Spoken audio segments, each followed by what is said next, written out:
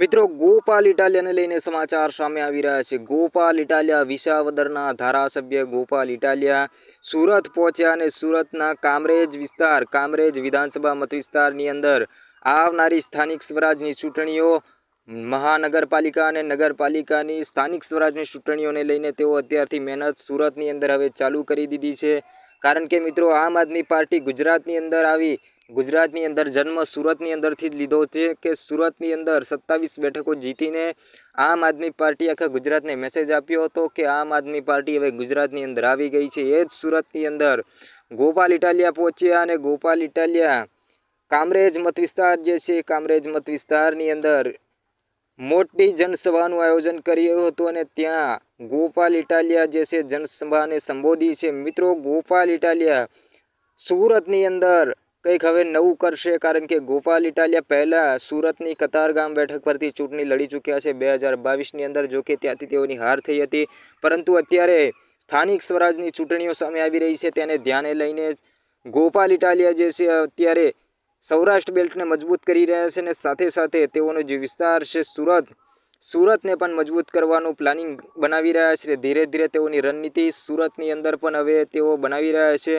તેઓનો જે સુરત જે છે ત્યાં પ્રથમ વખત તેઓ ચૂંટણી લડ્યા હતા કતારગામ બેઠક પરથી 2022ની અંદરથી ખૂબ સારા તેઓને પણ મત મળ્યા હતા અને ત્યાંની આજુબાજુની ઘણી બધી બેઠકો છે ત્યાં આમ આદમી પાર્ટીને ખૂબ સારા એવા મત મળ્યા હતા વિધાનસભાની ચૂંટણીઓની અંદર 2022ની અંદર।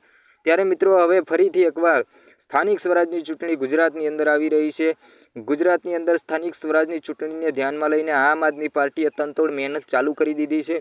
જ્યારથી ગોપાલભાઈ ઇટાલિયા છે વિસાવદરની ચૂંટણી જીત્યા છે ત્યારથી ગુજરાતની અંદર એક એવી લહેર ચાલી છે આમ આદમી પાર્ટીની કે આમ આદમી પાર્ટી હવે કંઈક નવું કરવા જઈ રહી છે।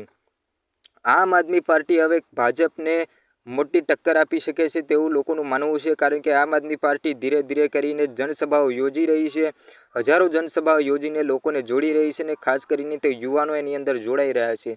તો મિત્રો ગોપાલ ઇટાલિયા એવી જ રીતે કામરેજ વિધાનસભા જે છે મત વિસ્તાર છે સુરતનો, ત્યાં આ મોટી જનસભાનું આયોજન કરવામાં આવ્યું હતું ને ત્યાં જનતાને સંબોધી છે અને ત્યાં તેઓએ ભાજપને પણ આડે હાથ લીધી છે અને આવનારી સ્થાનિક સ્વરાજની ચૂંટણીની તૈયારીઓ પણ હવે કરવાની તેઓ શરૂઆત કરી દીધી છે। કારણ કે ત્યાં સુરતની અંદર મહાનગરપાલિકા અને નગરપાલિકાની ચૂંટણીમાં સુરતની અંદર આમ આદમી પાર્ટી કંઈક હવે નવું કરશે તેવું અત્યારથી દેખાઈ રહ્યું છે। કારણ કે પહેલાં જ્યારે ચૂંટણી હતી તે ચૂંટણીની અંદર જ્યારે સ્થાનિક સ્વરાજની નગરપાલિકા મહાનગરપાલિકાની ચૂંટણી હતી ત્યારે આમ આદમી પાર્ટી સૌ પ્રથમ વખત ગુજરાતની અંદર 27 બેઠકો સુરતની અંદર જીતી હતી અને આ 27 બેઠકો આમ આદમી પાર્ટી ગુજરાતની અંદર જીતી હતી। ત્યારથી લોકોને એક આશાનું કિરણ બની ગયું હતું અને અરવિંદ કેજરીવાલને પણ લાગ્યું હતું કે હવે ગુજરાતની અંદર પણ આમ આદમી પાર્ટી ચાલવા લાગી છે। ત્યારથી જ મિત્રો પછી 2022ની અંદર આમ આદમી પાર્ટી ગુજરાતની અંદર લડવા માટે આવી હતી, પરંતુ પહેલાં તો સુરતની અંદર આ આમ આદમી પાર્ટીએ જન્મ લીધો હતો। જન્મ એટલા માટે કહું છું કારણ કે સુરતની અંદર પહેલાં 27 બેઠકો જે છે સ્થાનિક સ્વરાજની ચૂંટણીની અંદર તેઓને મળી હતી, ત્યારથી તેઓના માટે એક આશાનું કિરણ ફૂટ્યું હતું કે ગુજરાતની અંદર આમ આદમી પાર્ટી કદાચ ટક્કર આપી શકે છે ભાજપ અને કોંગ્રેસને। ત્યારે મિત્રો પછી 2022ની અંદર લડ્યા, ત્યાં પણ તેઓ 5 બેઠક જીત્યા અને તેઓની જે આમ આદમી પાર્ટી જે છે તે નેશનલ લેવલની પાર્ટી પણ બની, ખૂબ સારા ગુજરાતની અંદરથી મત મળ્યા। તો મિત્રો હવે ફરી એકવાર સ્થાનિક સ્વરાજની ચૂંટણી આવી રહી છે, તેને જ લઈને આમ આદમી પાર્ટીના નેતાઓ જે છે તે જુદી જુદી જગ્યાએ જઈને જનસભાઓ કરી રહ્યા છે, જુદા જુદા વિસ્તારોમાં જઈને લોકોને આમ આદમી પાર્ટીની અંદર જોડી રહ્યા છે। હજારો કાર્યકર્તાઓ છે તે આમ આદમી પાર્ટીની અંદર જોડાઈ રહ્યા છે અને આમ આદમી પાર્ટી દિવસે ને દિવસે મજબૂત બની રહી છે। તો મિત્રો તમારું શું માનવું છે આવનારી સ્થાનિક સ્વરાજની ચૂંટણીને લઈને?